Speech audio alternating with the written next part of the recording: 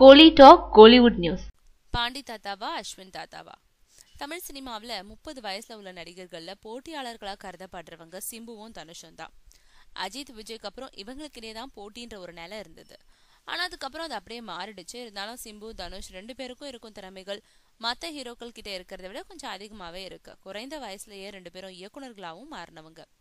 தனுஷ் இயக்குனரா அறிமுகமாக இருக்கும் பவர் பாண்டி படத்துல ராஜ்கிரண் தாத்தா கதாபாத்திரத்துல நாயகனா நடிக்கிறாரு.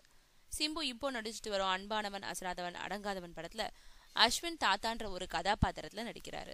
ஆக இந்த 2 படங்கள்லயும் தாத்தா கதாபாத்திரம் ஒரு முக்கிய கதாபாத்திரமாவே அமைஞ்சிருக்கு. பவர் பாண்டி படம் அடுத்த மாதம் 14ஆம் தேதி திரைக்கு வருது. அன்பானவன் அசராதவன் அடங்காதவன் படம் எப்போ திரைக்கு வரும்னு தெரியல.